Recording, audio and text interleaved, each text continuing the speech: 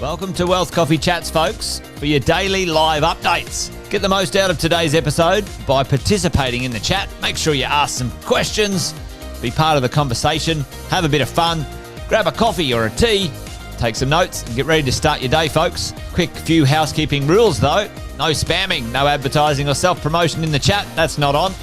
Be kind and respectful to everyone when participating. And most of all, have a good time. Real estate investing can be your biggest asset. It also can be your most expensive asset when it comes to getting it right or getting it wrong, folks. It can be time-consuming, stressful, and that's why here at Positive, we have what's called a 6-star team, a full-service team that provides integrated wealth and property investing solutions and services simply designed to help you progress towards your goal of passive income through your property portfolio, folks. Make sure you check out our other podcasts on the Positive Mentor Network. Not only is there Wealth Coffee Chats, there's the Urban Property Investor. Drops every Wednesday with straight talking investing strategies and lessons with Sam Saggers. Property Investor Tales. This is where our clients, you guys, share real life stories from property investing, hosted by some of our advisors and strategists. And that's done every fortnight, dropping every Monday. Wealth, Wine and Wisdom, folks, that debriefs the week that was in the world of finance and property, hosted by yours truly, Jason Witten and Andy Fenton on Fridays. Welcome to another Wealth Coffee Chats. Marvellous Monday. Hope you're well, folks, wherever you are. If you think it's Get Rich Quick, you're in the wrong place. This is the wrong podcast. This is the wrong live for you. Welcome to another Wealth Coffee Chat. Hope you're all awesome and well.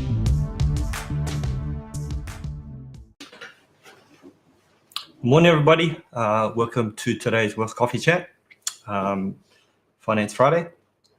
I will start with another joke that I found that has to do with finance. So, why was the maths book unhappy? It had too many financial problems. Today, I actually wanted to have a chat with everybody about their credit file and whether you actually know what is your credit file and the information it contains in the information their credit file actually contains.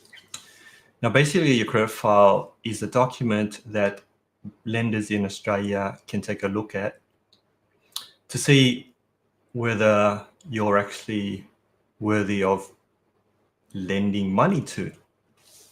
So the information that exists on the credit file, first of all, is all your personal information, full name, date of birth, address. It actually includes your current employment as well. Every time you do a credit inquiry, it gets double checked and your employment gets updated. So it actually also has a history of your employment as well. Morning, Chris. The other thing on there is it actually has a credit score. So it actually has a number on a colored scale. So obviously it goes from red to orange to green. Now the credit score is actually based on the amount of money you borrow, the number of credit applications you've made, and whether you are paying that debt on time. Okay. The other information that it has is the actual credit product that you have held in the last 2 years, including the credit provider or the credit limit when it was open and how your repayments are currently going at the moment. So it actually will let the lender know if you've been making your repayments on time. Also, if that credit facility has been borrowed in your individual name or along with a partner. All your credit inquiries. So anytime you have thought and gone to a lender requesting credit, requesting a loan, that is actually all listed on your credit file as well. Any requests for financial hardship will also be listed on that file. Any defaults that are currently existing on any of your loans are all registered on there. All loan applications. So if you submit a loan application to any lender, it will come up on your credit file. Those of you who actually have borrowed, you may actually notice that on occasions, your broker will come back and ask if certain credit inquiries have been proceeded. In the past, what had happened was you apply for credit, but the the credit file doesn't actually list whether you have proceeded with that credit or not. That's changed more recently to now it's showing what credit is actually on your credit file and also how those loans are actually performing in terms of your repayments. Any bankruptcies or any debt agreements that you enter actually gets listed on your credit file as well. And a list of all the companies you're a director of or any businesses that you're currently running or have run in the past are all listed on your credit file. The other thing with your credit file as well to note is that if you own your own business, there actually are two credit files. There's one in your personal name and one under the business as well. One look. So how do you access your credit file? There are actually 3 companies that hold different credit files. There is Equifax, there is Illion, and there is Experian. So all 3 of them have credit files. Now, the most popular one that most lenders use is Equifax and Illion. If you guys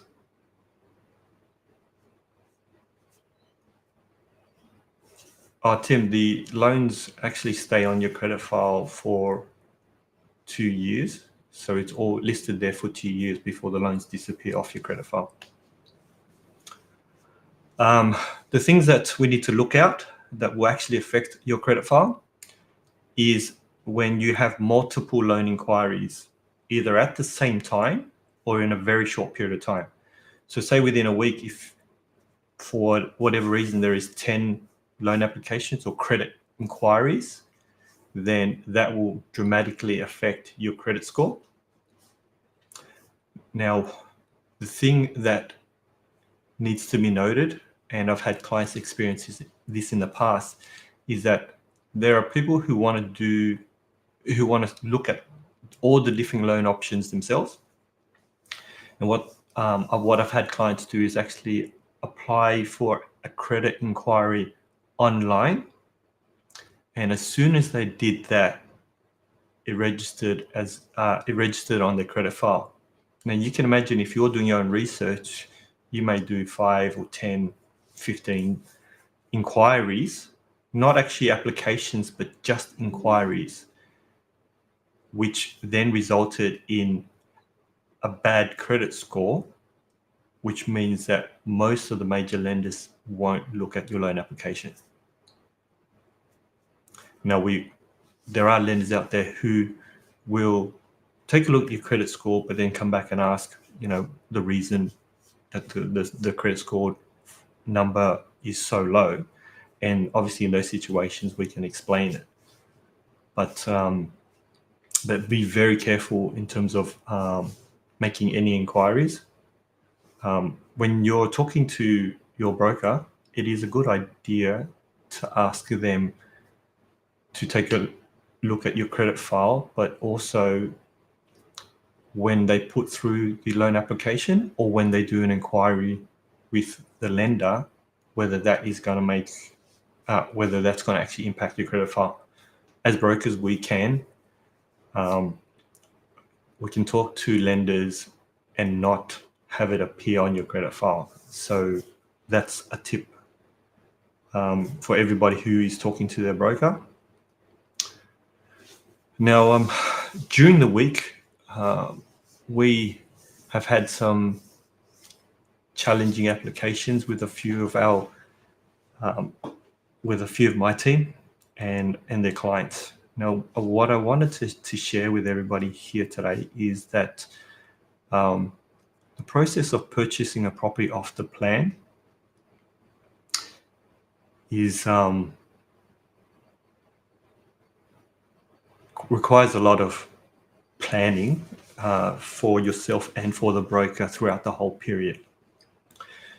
Now, we've had situations where our clients have been not managed through the process and have put themselves in a position to not be able to complete the purchase of an off-the-plan property. The situation is that, so the things to note, when we're borrowing, when we're purchasing property off the plan, is that if there are any changes to your financial situation, like if your job changes, if you're looking at sending your kids to private school, if you're taking out any personal loans, additional credit cards, or any additional debt, go back to your broker and let them know about it. Because we've had clients who've come back and said, "Oh, since the last time we spoke about the loan, here's what's happened since then." And those financial situations dramatically impact how much you can borrow, which means you may end up in a position of not being able to complete the purchase of an off-the-plan property. It's not to say that as brokers we're going to say, no, you can't do the loan. What we'll do is we will manage, we'll help you manage through that situation and be able to set up whatever the milestones are so that when you get to the point of settlement that you're ready. So any changes, tell your broker the moment that change happens. Okay? Not just before settlement or when the brokers are coming to you to do the application. Like the moment it changes, let them know. Okay? Because we want to make sure that we can map that out for you. The other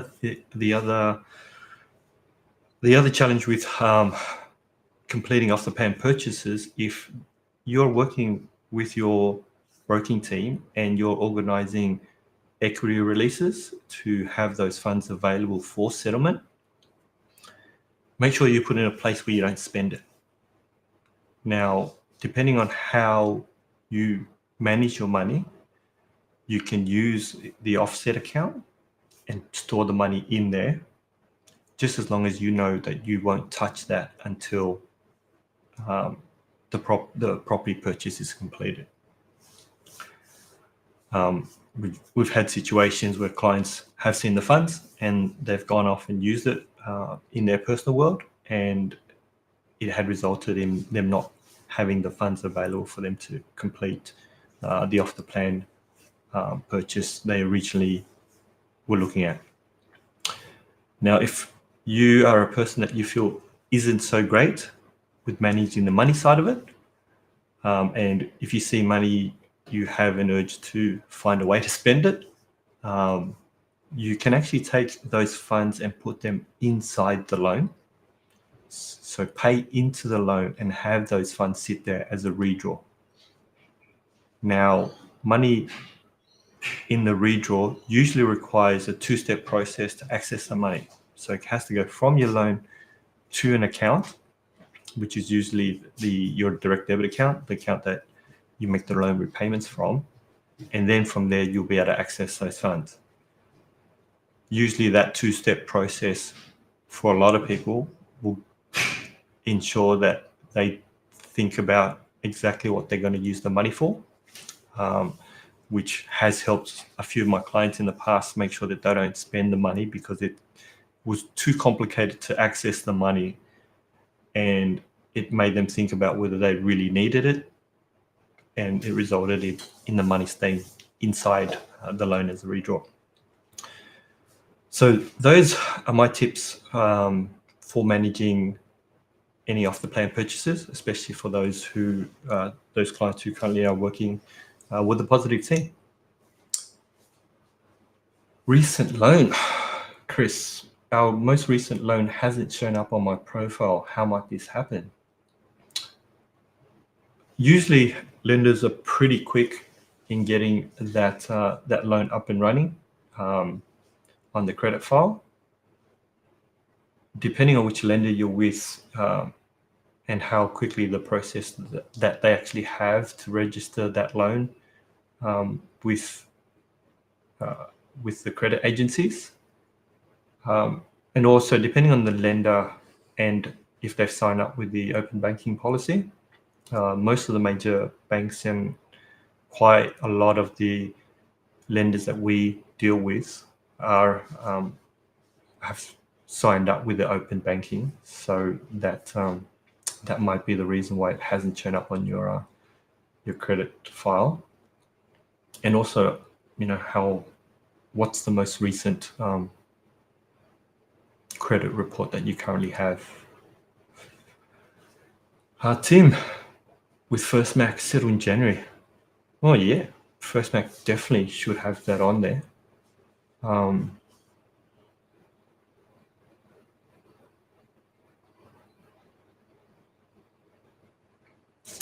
I will probably have a chat to First Mac to see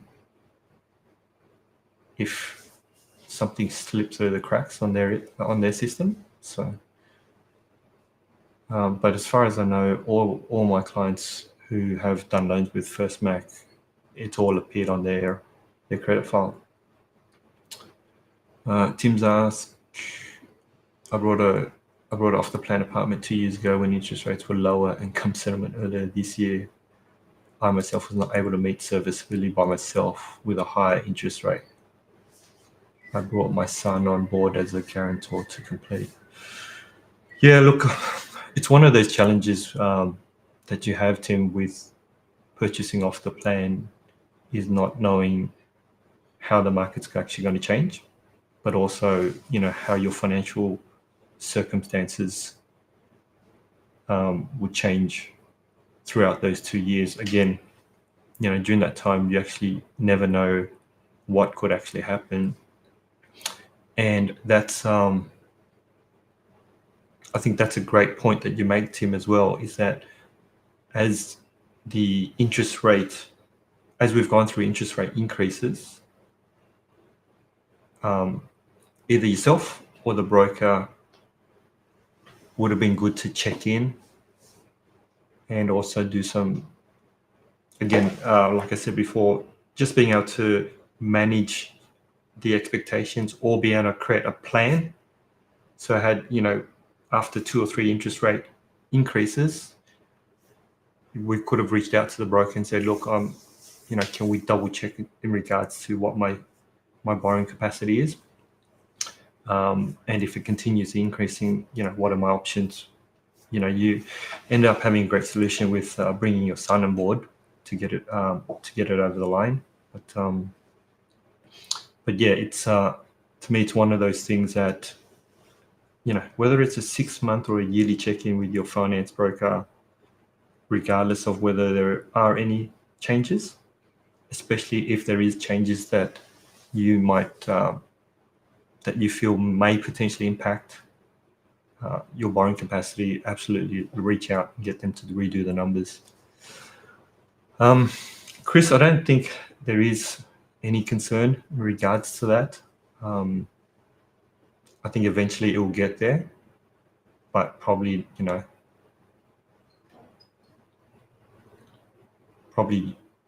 I would say happily leave it as long as, actually, no, just leave it. There's no reason for us to inquire why it hasn't appeared on your credit file. I think it'll eventually get there.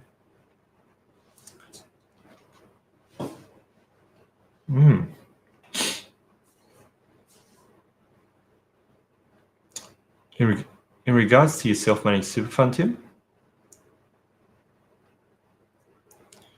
I mean,